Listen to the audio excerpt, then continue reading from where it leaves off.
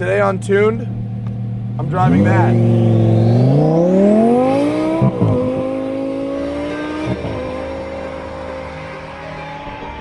This should be fun.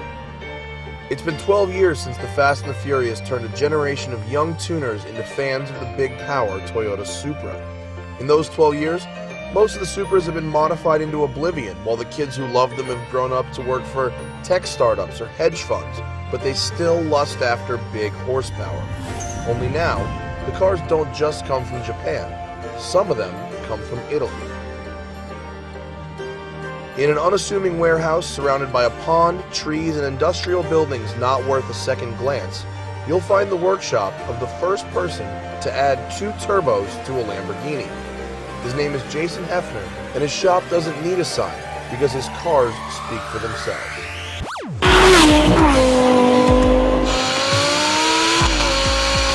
This car operates at 7 pounds of boost and makes roughly 800 horsepower at the wheels, which equates to close to 950 horsepower at the flywheel.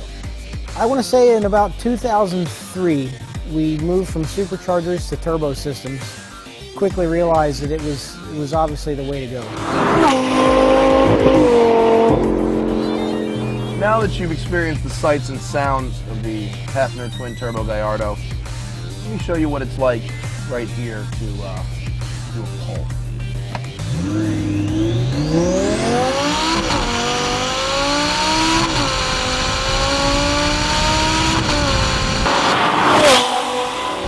The Twin Turbo Gallardo is it's like today's modern, tuned Supra.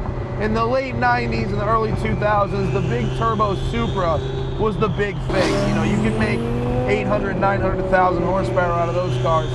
But they haven't made them in a while. They're tough to find. The Gallardo is great because A, it's a Lamborghini. B, it depreciates like it's not a Lamborghini. So you can pick up a used one. I mean, this is a 560, but you could get a used Gallardo from 05 for 100 grand. And then for 40 grand at Hefner, you can have 800 of the wheels and get it stuff like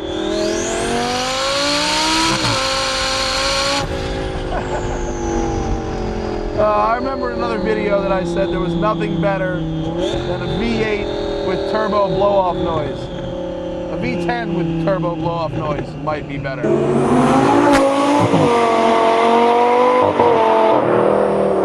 It sounds good, it feels good, but the German engineering keeps the car together. It makes it a more reliable platform. These cars hold up very well. You have to be mindful of the big picture. You can't let one aspect of the car exceed the capacity of the rest of the car. If we're going to upgrade the engine to a certain point or beyond a certain point, we have to upgrade the rest of the car to be able to withstand where we're taking it. But generally speaking, the cars are very reliable. Now, the reason I like Hefner is because he was the first person to do this. He was the first person to put twin turbos on a Ford GT, first person to put twin turbos on a Gallardo. Hell, even in the 90s, this guy supercharged a Diablo. Who supercharges the Diablo? And he built his name on the fact that that Diablo, which is a notoriously fragile car, didn't explode. If you're going to put a $40,000 turbo kit on a $200,000 exotic, you want that reliability. You want to know that you'll be able to drive that thing without it blowing up. And so Hefner does what he has to do in order to keep the cars reliable. He drops the compression a little bit, he beefs up the half shafts and the clutch if necessary. It works, in case you're wondering, it works quite well. Now, I remember last year, I drove a Gallardo by VF Engineering supercharged engine. And at the time I said that a supercharger is better than twin turbos on Lamborghinis because it makes the power everywhere, not just the top of the power band. That's partially true. While the VF kit does make more torque at the low end,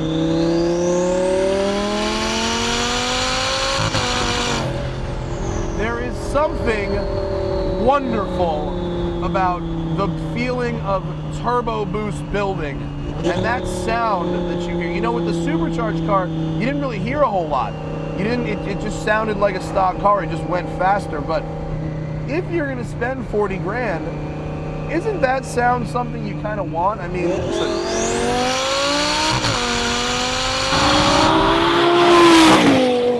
although we're primarily known for our work on the Lamborghinis and the Ford GTs, we work on a pretty wide variety of cars.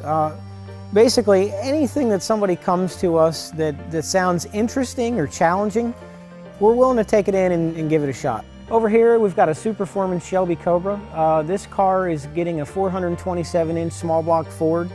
It'll have full Motec electronics, Garrett GT30Rs, and at 2,100 pounds, we'll make somewhere in the neighborhood of 1,000 horsepower when it's done.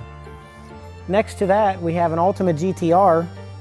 That car right now weighs in at about 2,200 pounds. It has a twin-turbo 5.4-liter Ford GT engine, as well with Garrett GT30Rs, built aluminum intake manifold, Motec electronics, and we'll have the capability of making close to 1,200 horsepower. Is there any such thing as too much horsepower?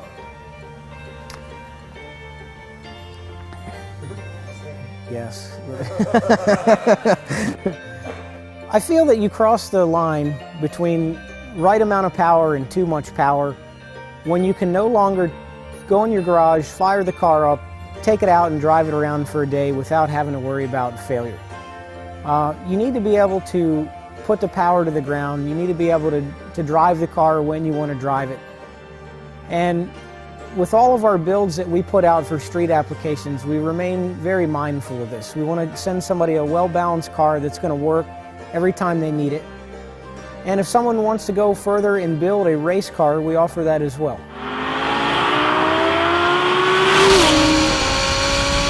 Woo! That's a rush. It's like shooting yourself up with turbo boost right there. It's like, this is like the Nicky 6 of turbo boost. He's doing lines of ants, and then he's just injecting boost into his veins. I think we're covered there, yeah? Yeah. Oh, we've got some road. Let's see what first gear's like. Just gonna ESP off, Corsa, traction off. Let's just mat it and see what happens.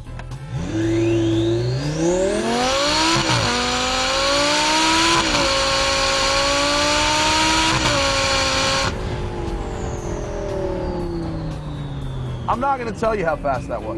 I'm just not. JF would be very, very angry with me if I did. But you are going to have to trust me that it was quick.